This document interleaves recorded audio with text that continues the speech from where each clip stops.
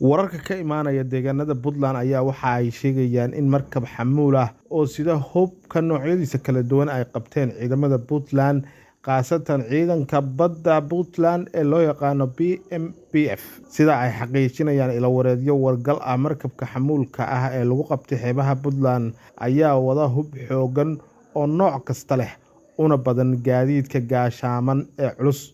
Hubka uu wado waxaa ka mid ah beebayaal casri ah oo aan horay Geeska Afrika loo keenin iyo weliba shixnad nooc kasta ah oo hub ah waa ay saaran yihiin markabka, sida ay sheegayaan dadka xogagaalka ah ee warkan laga soo xigtay. Hubkan dhammaantiis ayaa waxa uu leeyahay calaamadaha dowladda Turkiga, sida ay sheegayaan dadka wargalka ah ee warkan aan ka xiganayno, wuxuuna ku socday magaalada Muqdisho ee caasimadda dalka.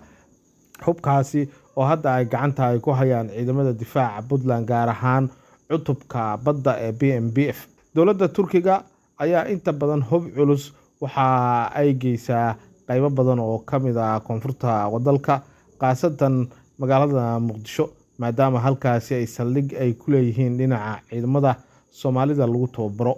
Puntland weli si sax ah arrinkan ugamaysan hadlin, ma aysan sheegin hubkaasi nooca uu yahay iyo meesha uu u socdo. Dowladda federaalka ee Soomaaliyana arrintan weli kama aysan hadlin, maadaama weli xilli hore ay tahay.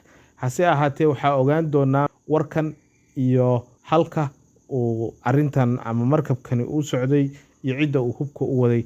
Intaba saacadaha soo socda ayaa la kala ogaan doonaa, iyo weliba hubkan sida saxda ah meesha uu ku wajahnaa. Fadlan daawade, haddii aad nagu cusub tahay oo ku cusub tahay barahayaga bulshada, kusoo biir channelka, subscribe noo saar, barnaamijka noo like gare, noo share gare si uu dad badan u gaaro. Mahadsanidin.